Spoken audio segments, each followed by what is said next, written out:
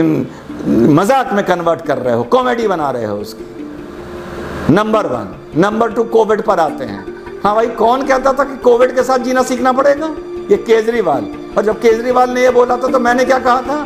Covid के साथ मैं जीना कभी नहीं सीख पाऊंगा, इसको हराना पड़ेगा। पर बहुत से लोग चुप रहे। क्यों चुप रहे?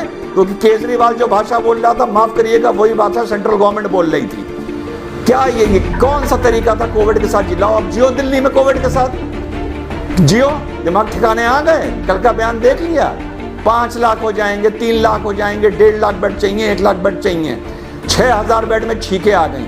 मुख्यमंत्री दिल्ली का झूठ बोल रहा है। मुकदमा होना चाहिए, सुप्रीम कोर्ट को सुमो मोटो कॉग्निजेंस लेना चाहिए।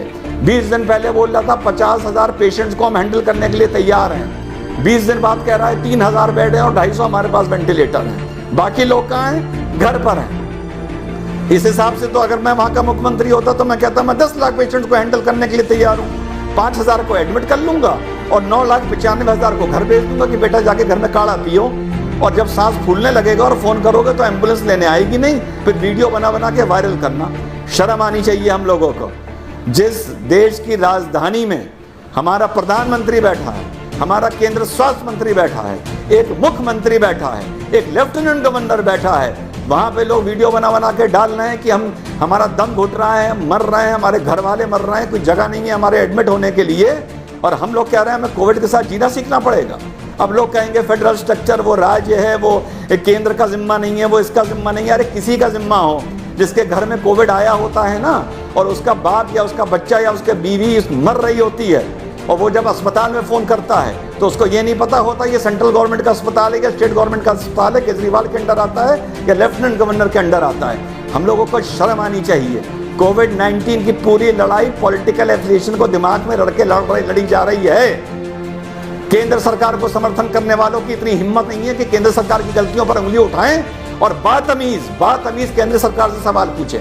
केजरीवाल को समर्थन करने वालों की इतनी हिम्मत और औकात नहीं है कि सवाल उठाएं और बातमीज ट्विटर पर या फेसबुक पर या सोशल मीडिया पर इन लोगों से सवाल पूछें कि तुम लोगों ने तमाशा कर क्यों रखा है।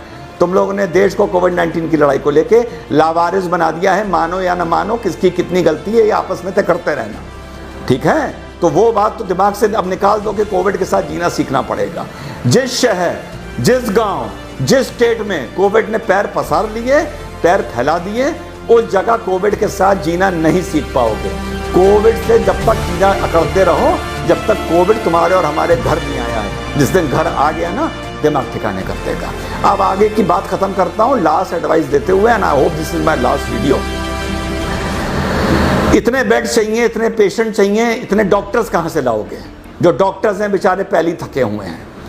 प्राइवेट नर्सिंग होम दुकान खोल के बेशरम बैठे हैं, ठीक? इतने डॉक्टर्स कहां से लाओगे? सजेशन दे रहा हूं गवर्नमेंट को, और कहां से उठा के लाया हूं सजेशन को ये आखिर में बताऊंगा। 4th ईयर के जो बच्चे MBBS में हैं उनको उठा लीजिए अभी से। कोविड की लड़ाई कम से कम 1 साल चलेगी। मान लीजिए 5 ईयर का कोर्स, 5 साल का कोर्स होता है। 4th ईयर जो पास आउट कर गए हैं वो लगभग डॉक्टर बन गए हैं। 1 साल का स्पेशलाइजेशन कोर्स उनका बचा हुआ है, ठीक?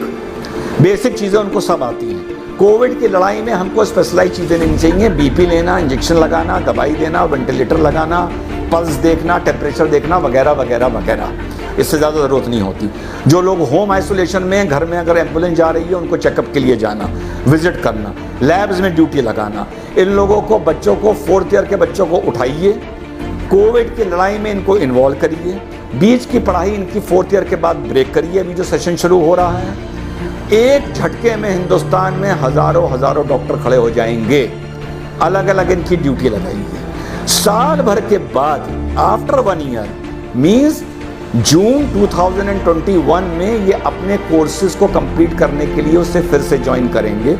और जो ये 2021 में पास आउट होते हैं, ये 2022 में पास आउट होंगे। इस दौरान आप इनको जो भी नाम देना चाहें वो दीजिए, जो अच्छा रिस्पेक्टेबल स्टाइपेंड देना चाहें वो दीजिए। जब ये 2021 में अपने जूनियर बैच को ज्वाइन करेंगे और 2022 में पास आउट होके निकलेंगे, 2021 में पास आउट होना चाहिए था अगर 2020 से लास्ट ईयर शुरू होता, समझिएगा मेरी बात।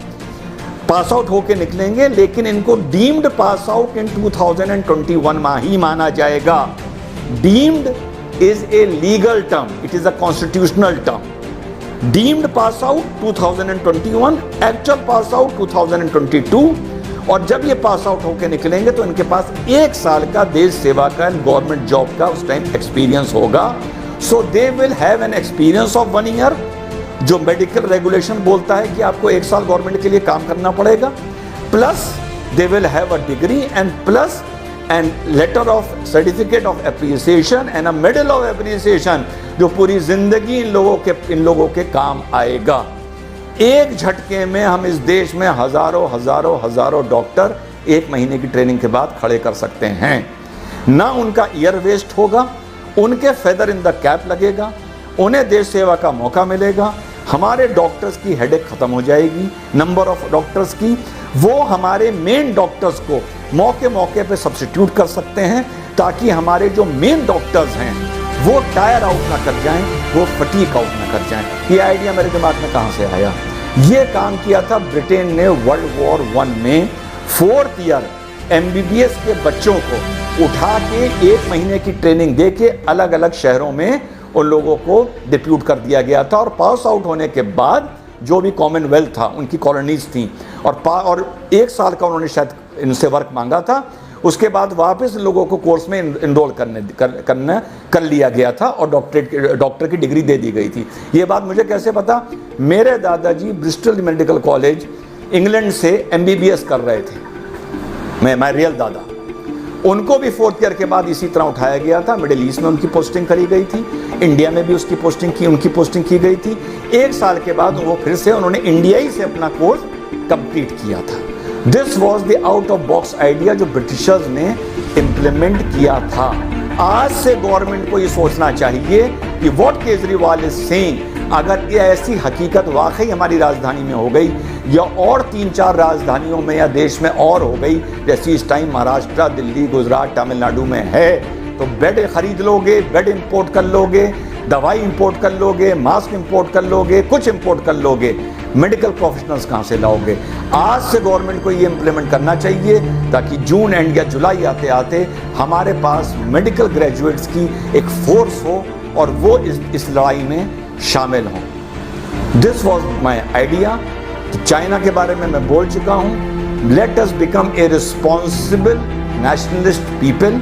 अपनी राष्ट्रवाद को ज़रा ठहराव दो, थोड़ी गहराई दो, उकसाने की, चिल्लाने की ज़रूरत नहीं है। और दूसरा, मेडिकल ग्रेजुएट्स गवर्नमेंट कहाँ से उठा सकती है, ये मैंने एक आइडिया दिया है और इंग्लैंड ने वर्ल्ड वॉर 1